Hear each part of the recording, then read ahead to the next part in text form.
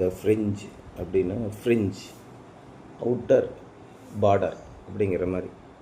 இப்போ நம்மளுடைய சூரிய குடும்பம்னு இருக்குல்ல, சூரிய குடும்பத்தில் எத்தனை கிரகங்கள் இருக்குது? யுரேனஸ், நெப்டியூன்லாம் இருக்குல்ல. அதுக்கப்புறம் கடைசியாக அதை தாண்டி போனவுடனே என்ன இருக்குது? கெப்லர் பெல்ட்டுன்னு ஒன்று இருக்கா? கெப்லர் பெல்ட்டுன்னா என்ன? அதான் சூரிய குடும்பத்தோட அவுட்டரில் இருக்கிற ஒரு எல்லை மாதிரி இருக்குது. அதுக்கப்புறம் போனால் இன்டர்ஸ்டெல்லர் ஸ்பேஸ் அப்படின்னு சொல்லுவாங்க. அடுத்த சூரியனுக்கும் நம்ம சூரியனுக்கு இடையில் இருக்கக்கூடிய தூரம். அப்புறம் அதுக்கப்புறம் அடுத்த சூரியன் வந்துடும். அடுத்த சூரியன் என்ன பக்கத்தில்?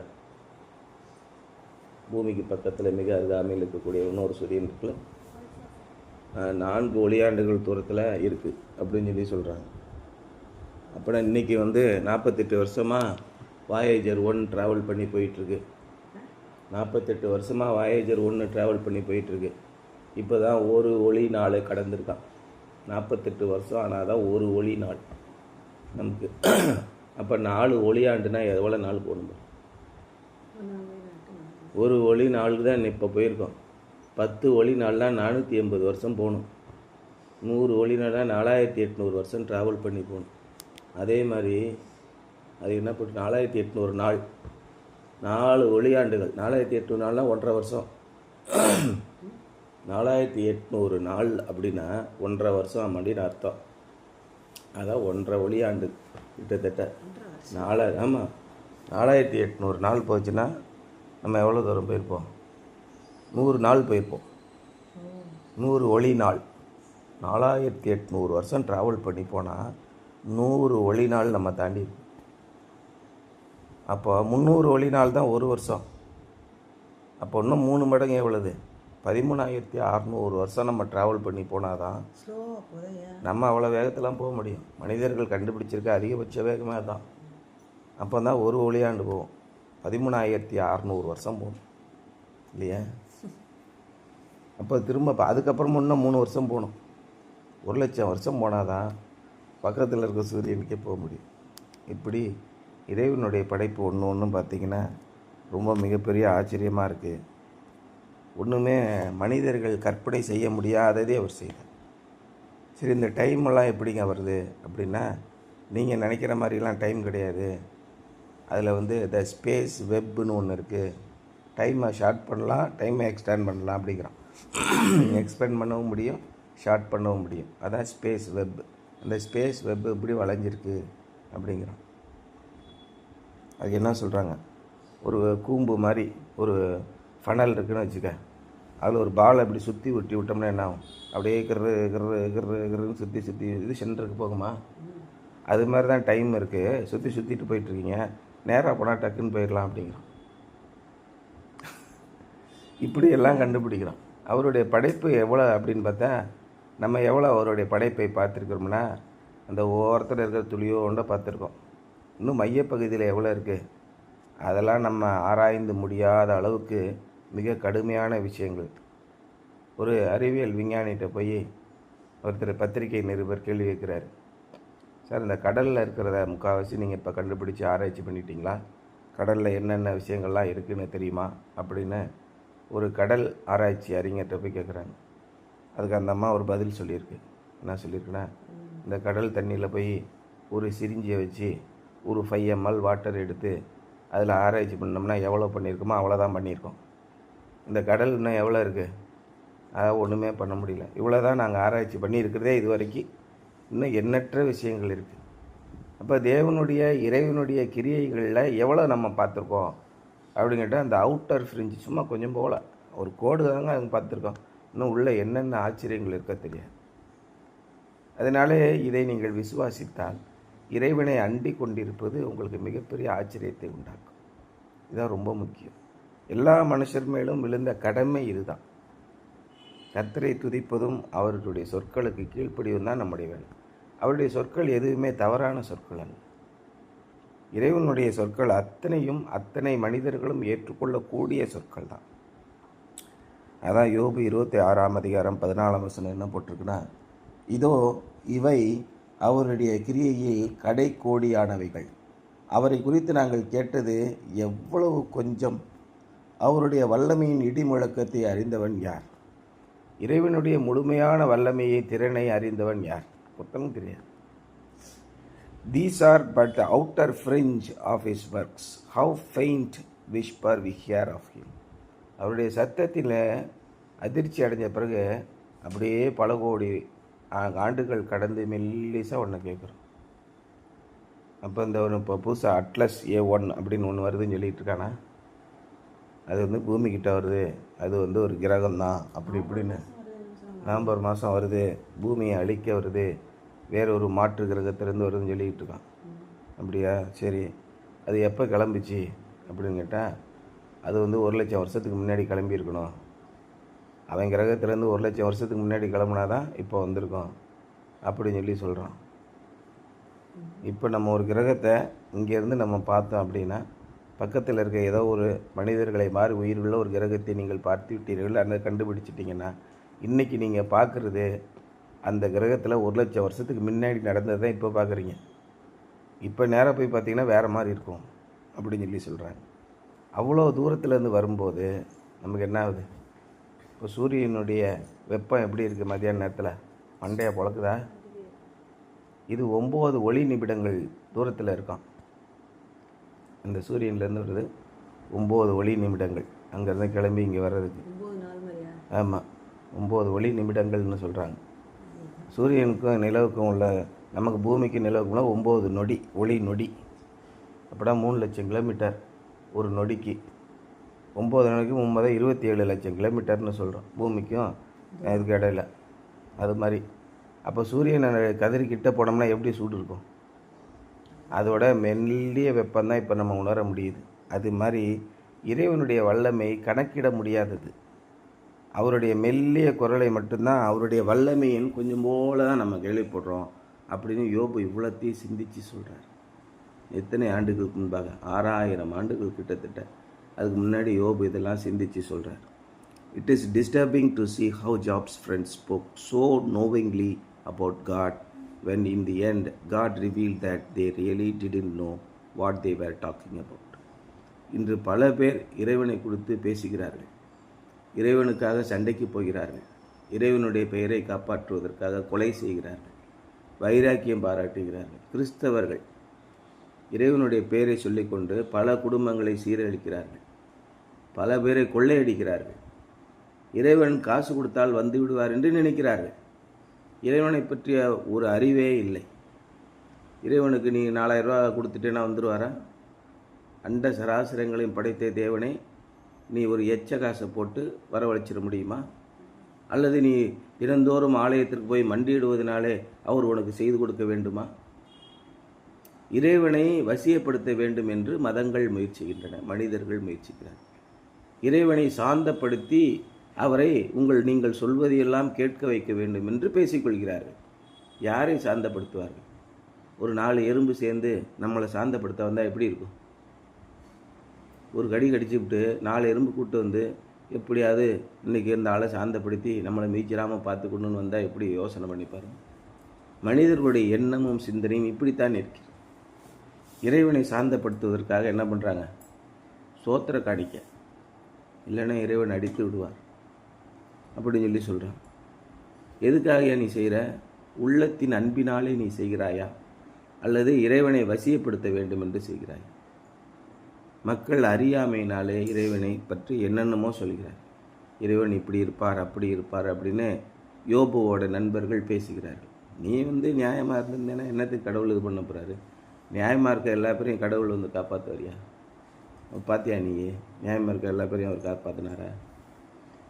அவருடைய திட்டங்கள், நோக்கங்கள் பூமி உலகம் உண்டாவதற்கு முன்னே இருந்தவை. இதை நம்மால் உணர்ந்து கொள்ளவே முடியாது. இது மனித அறிவுக்கு அப்பாற்பட்ட விஷயம். அதுதான் யோபு சொல்கிறேன். அப்படிலாம் கிடையாது. நீ யாரை போய் காப்பாற்றிடுவாங்க சொல்லு? ஒருத்தனையும் காப்பாற்ற முடியாது. உனையவே காப்பாற்ற முடியாது. நீ யாரை போய் காப்பாற்ற போகிற? இன்றைக்கி விஜய் தமிழ்நாட்டை காப்பாற்ற போகிறாரு. விஜயவே காப்பாற்றுறது இப்போ 4 பேர் தேவைப்படுது. எல்லாருக்கும் அதே மாதிரி தான். எல்லதாக அதான், கலைஞருக்காக தான், யாராக இருந்தாலும் அதான். மகாபெரிய சக்திகளுக்கு இன்னும் மகாபெரிய சக்திகள் தேவைப்படுகிறது. உயர்ந்தவன் மேல் உயர்ந்தவன் ஒருவன் காவலாளியாக இருக்கிறான்னு பைபிளில் போட்டு. அவர்கள் எல்லாருக்கும் மேல் உயர்ந்தவர் ஒருவர் உண்டு அப்படின்னு போட்டிருக்கு.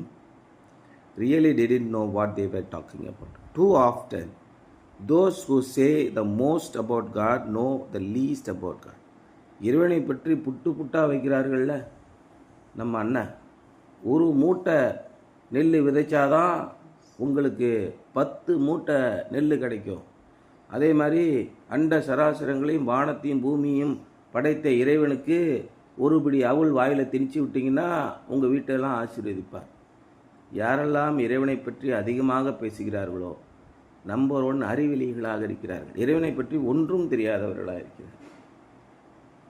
இதான் உண்மை. எப்படியா அப்படி அப்பேற்பட்ட இப்போ ஒரு நேற்று ஒன்று கண்டுபிடிச்சிருக்காங்க பார்த்தியா, ஒரு கிரகம் இருக்குது, முழுசுமே வைரம் தான், 100% முழு வைரம், billions of tons of diamond, ஃபுல்லாக வெறும் வைரமாகவே இருக்கான்.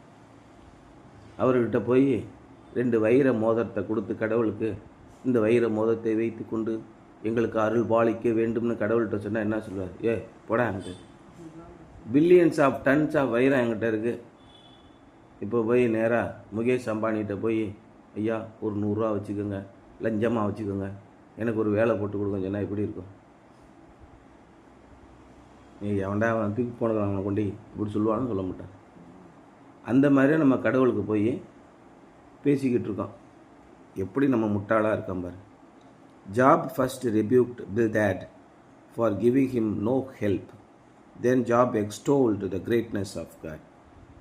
யோபுக்கு பில்தாத்துன்னு ஒருத்தன் என்னென்னமோ சொல்கிறான், நீ அப்படியேப்பட்டிருப்பா இப்படி பண்ணியிருப்பான்னு, சும்மா வாயை மூடிட்டு தான், உனக்கு என்ன பேசுகிறேன்னே தெரியல அப்படின்னு இந்த பில்தாத்தை கண்டிச்சுட்டு இறைவன் எப்பேற்பட்டவர் என்று அவரை போற்றி புகழ்கிறார். என்னுடைய பாவத்தினாலோ என்னுடைய அக்கிரமத்தினாலோ இறைவனுக்கு வலிக்காது. நான் பாவம் செஞ்சேன்னா நான் தான் சாவ போகிறேன், நான் நல்லது செஞ்சேன்னா நான் தான் அனுபவிக்க போகிறேன். இறைவனுக்கு இதனால் என்னையா இருக்குது? அவருக்கு என்னையா அது? நான் ஒரு எறும்பு, நான் ஒரு தூசி. மனுஷனை நீர் நினைப்பதற்கும் அவனை நீர் எண்ணுவதற்கும் அவன் எம்மாத்திரம். அவன் தூசியிலும் துப்பட்டையிலும் ரொம்ப ஒன்றுமில்லாத நீர்த்துளியை போல் இருக்கிறான். எங்கிட்டு காணா போகும்னே தெரியாது. ஒன்றுமில்லாத ஒரு மனிதன். நாம் இப்படி தான் இறைவனுக்கு முன்பாக இருக்கிறோம். ஆனால் நாம் இறைவனை மதிப்பதில்லை, இறைவன் சொற்படி நடப்பதில்லை. நாம் பணத்தை வைத்து, நம்முடைய அந்தஸ்தை வைத்து நாம் புகழ்ந்து கொள்கிறோம். வானத்திலேருந்து இறைவன் பார்க்கும்போது இவனுங்க அப்படியே தோள்பட்டையை தூக்கி விட்டு போகிறத எப்படி பார்ப்பார்? இந்த யானையெல்லாம் ஆளுங்களை அடித்து கொள்ளும் பார்த்தியா, காலால் சக்குன்னு இப்படி விட்டு இறக்கிங்க, அவ்வளோதான், அடுத்த செகண்டு. இப்போ நம்ம எறும்பு எதுனா கடிச்சது, கொசு கடிச்சுன்னா என்ன பண்ணுறோம்? பட்டன் அடித்தோம்னா பொட்டுன்னு போயிடும். அது மாதிரி தான் நம்ம இருக்கோம். ஆனால் மேலேருந்து பார்க்கும் ஆண்டவன் நம்ம செய்கிறதெல்லாம் பார்த்து சிரிப்பார். என்னடா இப்படி பண்ணிக்கிட்டு இருக்கீங்க? அந்த மாதிரி கேவலமானதான் பண்ணுறோம். இருக்கிறதே 40 வருஷம்தான். அந்த 40 வருஷத்தில் நான் தான் பெரிய ஆளுன்னு இவனே அடிச்சுக்கிட்டு எப்பேற்பட்ட காரியத்தை செய்கிறார். இறைவனுக்கு முன்பாக பணிந்து முழங்கால் படியிட்டு அவரை போற்றுவதை தவிர எந்த வேலையும் நம்ம செஞ்சிட முடியாது. இறைவனுடைய கருணைக்காக கெஞ்சி கொண்டே இருக்க வேண்டும். அதான் அவருடைய யோபு செய்கிறார். The 3 friends must have listened impatiently because they already knew the things Job was talking about, but they hadn't drawn the right conclusion. யோபு பேசுகிற அத்தனை காரியங்களும் அந்த 3 நண்பர்களுக்கு தெரியும். ஆனால் அவர்கள் முடிவை எட்டாமல் இருந்தார்கள். அப்போல்லாம் எல்லாருடைய எண்ணம் எப்படி இருக்கும்னா, நாம் கடவுளுக்கு முன்பாக உண்மையும் உத்தமமாக நடந்து கொண்டால் கடவுள் நம்மளை ஆசீர்வதிப்பார் அப்படிங்கிறது தான் எல்லாருடைய எண்ணமும் சிந்தனையும். நம்ம டெய்லி ப்ரேயர் பண்ணிவிட்டு டெய்லி நல்லது செஞ்சுட்டு நம்ம சர்ச்சுக்கு போயிட்டு வந்துட்டால் கடவுள் நம்மளை ஆசீர்வதிப்பார். அந்தளவுக்கு கேவலமாக அவர் உட்கார்ந்துருக்காரு. அதை யோசிக்கணும். அப்படிலாம் கிடையாது. உங்களுடைய மனது எங்கே இருக்கிறது? உங்களுடைய மனது இறைவன் பக்கம் இருக்கிறதா? மனதெல்லாம் வெளியில் போயிட்டு சும்மா பேருக்கு சர்ச்சுக்கு வந்துட்டு போயிட்டுருக்கீங்களா? இந்த மேட்ரிமோனியில் போட்டிருக்கான், சண்டே சர்ச் கோயர் அப்படின்னு போட்டிருக்கான். யாரா நீ ஸ்பிரிச்சுவலாக எந்த லெவலில் இருக்குன்னா, சண்டே சர்ச்சு கோயர். சண்டே மட்டும் போய் சர்ச்சுக்கு போயிட்டு வந்துடுவானா. அப்புறம் கறியை எடுத்து கறி சாப்பாடு சாப்பிட்டு படுத்து தூங்கிடுவான். அதுக்கப்புறம் கடவுளை பற்றி நினைக்க மாட்டான். ஒன்றும் கிடையாது. எங்கள் வீட்டில் எல்லாம் போவாங்க, நாங்களும் போவாங்க. அங்கிட்டு போய் ஏதோ அந்த ஆள் கத்திட்டு கிடப்பான். ஒரு ஆள் இருக்கான், எங்களுக்கு முன்னாடி உட்காந்துருப்பான். ஐயர் பிரசங்கம் ஆரம்பித்தோடனே தூங்கிடும் அப்படின்னு. அதுக்கப்புறம் ஐயர் பிரசங்கம் முடித்தவொடனே எஞ்சிரும். படக்குன்னு எஞ்சி வானத்தையும் பூமியும் காணப்படாதுன்னு தேவை சொல்லிட்டு கிடப்பான். இந்த மாதிரி நிறைய பேர் இருக்காங்க. ஐயர் பிரசங்கம் ஆரம்பித்தோடனே தூங்கிட வேண்டியது. ஞாயிற்றுக்கிழமை ஒரு கடமைக்கு போக வேண்டியது, இல்லைனா ஏசுநாதர் கோச்சிக்கு போகிறாருன்னு நீ வந்து ஒன்றும் கிழிக்க போகிறதில்ல, நீ வராமல் இருந்தாலும் அவருக்கு வலிக்க போகிறதில்ல. இறைவனுடைய மாட்சிமையை தெரியாதனாலே தப்பான எண்ணம் கொள்கிறார்கள். அதே மாதிரி தான் யோபுவோட ஃப்ரெண்டும் சொல்கிறாரு. அவங்க அவரை பற்றி நினைக்கிறாங்க. அப்போ என்ன சொல்கிறாருன்னா, God because they saw God's handiwork in nature they thought they knew everything about God and therefore could explain God to Joe.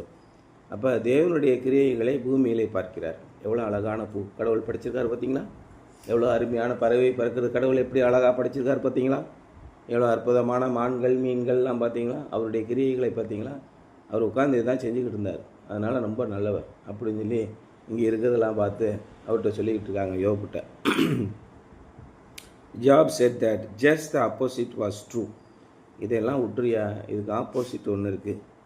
What we see of God in creation is but the fringes of his ways and what we hear is but a whisper of his power. இன்றைக்கு நாம் கண்களிலே பார்க்கிற இறைவனுடைய செயல்கள் அத்தனையும் அவருடைய மாட்சிமையின் ஒரு ஓரந்த விளிம்பு தான். அவருடைய மாட்சிமை உண்மையிலே இன்னும் அதிகமானது. இன்றைக்கு நாம் இறைவனை பற்றி கேள்விப்படுவதெல்லாம் அங்கே அவர் மிகப்பெரிய சத்தத்தை விட்டதோட மெல்லிய ஒரு கிசுகிசுப்பு தான் நமக்கு கேட்குது. அவர் பயங்கரமானவர். அவர் அநேக காரியங்களை செய்கிறார். நம்முடைய அறிவுக்கு சிந்தனைக்கு மேற்பட்ட அப்பாற்பட்ட காரியங்களை அவர் செய்கிறார் அப்படின்னு யோபு சொல்கிறார். அப்போ தேவனோடு எப்படி நெருங்கி வாழ்ந்திருந்தால் அவரை பற்றி தெரிந்திருக்க முடியும். இறைவனோடு நெருங்கி போகும்போது தான் பல அதிசயமான காரியங்களை அவர் உங்களுக்கு வெளிப்படுத்துவார். இன்றைக்கு நாம் இறைவனை பற்றி தெரிந்திருப்பது எவ்வளோ அப்படின்னா ஒன்றும் இல்லை அப்படி தான் சொல்கிறார். The 14th century British spiritual writer Richard Rowley said he truly knows God perfectly that finds him incomprehensible and unable to be known. உள்ளபடியே இறைவனை நான் முழுமையாக தெரிந்திருக்கிறேன் என்றால் உள்ளபடியே என் மண்டைக்கு ஏறவே ஏறாது, அவரை தெரிந்து கொள்ளவே முடியாது. அப்படிங்கிறதான் இறைவனை பற்றி நான் தெரிந்திருக்கிறேன். எங்கிட்டு சுற்றி வந்தாலும் என் மூளையில் இறைவன் இப்படிப்பட்டவர் என்று கண்டுபிடிக்கவே முடியாதுங்கிறது தான் இறைவனை பற்றி நான் தெரிந்திருக்கிறது. இறைவனை புரிந்து கொள்ளவே முடியாது, யாராலையும் புரிந்து கொள்ள முடியாது. இன்றைக்கி இறை சக்தியை பற்றி பல விதத்தையும் சொல்கிறார்கள். தியாலஜி படிக்கிறாங்கள்ல, அதான் இன்றைக்கி மேட்டுப்பாளையத்தில் ஐயர் கேட்டார்ல, தியாலஜி அப்படின்னா இறைவனை பற்றிய கல்வி. அப்போ படித்து நீங்கள் இறைவனை பற்றி தெரிஞ்சுக்கிறீங்களாக்கும்? 0.0001% கூட இறைவனை பற்றி தெரிந்து கொள்ள முடியாது அப்படின்னு சொல்கிறார். யார் சொல்கிறாரு? British spiritual writer Richard Rolle. The more we learn about God, the more we discover how much more there is to know. நாம் இறைவனை பற்றி தினம் கற்றுக்கொள்ள தான் நமக்கு தெரியவே வருகிறது. ஐயையோ, இன்னும் கற்றுக்கொள்வதற்கு கோடான கோடி புத்தகங்கள் இருக்கின்றன. இறைவனுடைய குணாதிசயங்கள் எப்படி இருக்கும்? இப்போ நீங்கள் பிடெக் படிக்க ஆரம்பிச்சிட்டியா? எத்தனை புத்தகம் படிக்கிற? எத்தனை புத்தகம் உங்களுக்கு ஃபஸ்ட்டு செமஸ்டருக்கு? 8 இருக்கு. இதே மாதிரி உங்கள் காலேஜில் இருக்க அத்தனை பிரான்ச்சுக்கும் எத்தனை புத்தகம் இருக்குது? அப்புறம் இந்த உலகத்தில் இருக்க அத்தனை பிரான்ச்சுக்கும் எவ்வளோ புத்தகம் போடுவோம்? எல்லாத்தையும் படித்தா என்ன ஆகும்? இவை எல்லா அறிவையும் அவர் உருவாக்கினார். அப்போ நம்மளால் படிக்க முடியுமா? இந்த ஒரு புத்தகத்தை படிக்கிறதுக்கே நாக்கு தள்ளுது. நைட்டும் பகலும் படிச்சுக்கிட்டு இருக்க வேண்டியிருக்கு. அப்போ எவ்வளோ பிரச்சனை இருக்குது, எவ்வளோ அறிவு இருக்குது உலகத்தில். ஒவ்வொன்றுக்கும் ஒவ்வொரு அறிவு இருக்குது. எல்லாவற்றையும் படைத்தவர் அவர். இந்த பூமியில் இல்லாத அறிவுகளை தாண்டி பல அறிவுகளை படைத்திருக்கிறார். பல அறிவியல் விஞ்ஞானிகள் இரவும் பகலும் ஆராய்ந்து கண்டுபிடிக்காத, விடை தெரியாத பல கணக்குகள் இன்றைக்கி இருக்கா இல்லையா? ராமானுஜர் பார்த்த கணக்குடைய விடை தெரியாத கணக்குகளை கண்டுபிடிப்பதற்கே இன்னும் 500 வருஷம் ஆகுமா? விடை தெரியாத பல கணக்குகள் நிற்கின்றன, பல சமன்பாடுகள் இல்லை. அப்போ இறைவன் எப்பேற்பட்டவராக இருப்பார்னு பாருங்கள். The more we learn about God, the more we discover how much more there is to know. Something to ponder today. What are some things you can do to know God more completely and better represent Him to others? இறைவனை பற்றி இன்னும் முழுமையாக தெரிந்து கொள்வதற்காக என்னென்ன வழிகள் இருக்கின்றன? இதை நீங்கள் தெரிந்து கொண்டு மற்றவர்களுக்கு அவரை குறித்து இன்னும் அதிகமாக தெளிவாக சொல்வதற்கு என்ன வழிகள் இருக்கின்றன அப்படின்னு சொல்லி கேட்கிறார். என்ன வழிகள் இருக்கின்றன? யோசனை பண்ணி பாருங்கள். இறைவனை பற்றி நாம் எப்படி தெரிந்து கொள்வது? ஏதாவது ஒரு வழி இருக்கு இல்லையா? உங்களுக்கு ஏதாவது குழப்பம் இருக்குது, உங்களுக்கு ஏதாவது உண்மை தெரியலைன்னா என்ன பண்ணும்? நீங்கள் அவர்கிட்டலாம் ஒன்றும் கேட்க வேண்டாம், போய் அமைதியாக அவருடைய சன்னிதானத்திலே உட்கார்ந்துருங்க. அவர் புத்தி கெட்டாத தெய்வ சமாதானத்தினாலே உங்களை நிரப்பி நீங்கள் கேட்கிற ஞானத்தை உங்களுக்கு கொடுப்பார். எல்லா மகிமையும் அவருக்கு கொடுங்கள். அப்பொழுது அவர் புத்தி கெட்டாத சமாதானத்தினாலே மனிதர்கள் உணர்ந்து கொள்ள முடியாத அளவுக்கு ஞானத்தை அவர் தருகிறார். அவருக்குள் சகல ஞானமும் அடங்கி இருக்கிறது. அதான் பைபிளில் போட்டிருக்கு. ஆகவே நீங்கள் இறைவனை பற்றி தெரிந்து கொள்ள வேண்டும் என்றால் இறைவனிடத்திலே போய் கேளுங்கள். உங்களுக்கு எது தேவையோ அதை அவர் கொடுப்பார். தேவையில்லாததை நீங்கள் என்ன செஞ்சுக்க போகிறீங்க? இன்றைக்கி என்ன பண்ணிக்கிட்டு இருக்கான்? மேரியானா ட்ரெஞ்ச் அங்கே போய் 11 கிலோமீட்ரு தண்ணிக்குள்ளே முங்கி போய் அடியில் என்ன இருக்குதுன்னு கண்டுபிடிக்கணும்னு ரொம்ப முயற்சி பண்ணிக்கிட்டு இருக்கான். ஆராய்ந்து முடியாததும் எண்ணி முடியாததுமான காரியங்களை அவர் செய்கிறார் அப்படின்னு சொல்லிட்டார். சரி, எதுக்கியா இவர் அதை படைத்தார்? அவர் சொல்ல ஆகும், அவர் கட்டளையிட நிற்கும். இந்த ஞானத்தை எல்லாம் நீங்கள் புரிந்து கொள்ள வேண்டும் என்றால் என்ன செய்யணும்? உங்களுக்கு தேவையானது என்ன? அதான் காரியத்தின் கடைத்தொகை கேட்போமாக. அநேக புத்தகங்களை உண்டு பண்ணுவதற்கு முடிவில்லை. காரியத்தின் கடைத்தொகை என்ன? கர்த்தருக்கு பயந்து அவருடைய கற்பனைகளுக்கு கீழ்ப்படி. அவ்வளோதான். இதுதான் நம்முடைய வாழ்க்கையை நாம் கடந்து செல்லக்கூடிய காரியம் அப்படின்னு சொல்கிறாரு. இன்றைக்கி அதான் த அவுட்டர் ஃப்ரிஞ்ச் அப்படின்னு சொல்லி போட்டிருக்கு, ஆன் த ஃப்ரிஞ்ச். நாம் கடவுளை பற்றி எவ்வளவு தெரிந்திருக்கிறோம் என்றால் துளியோண்டு தெரிஞ்சிருக்கோம். அதனால் அடக்கிவாசி. மற்றவர்கள் நன்றாக தெரிந்திருக்கிறோம் என்று சொல்லுகிற அந்த ஸ்பிரிச்சுவல் டீச்சர் என்ன சொல்கிறாரு?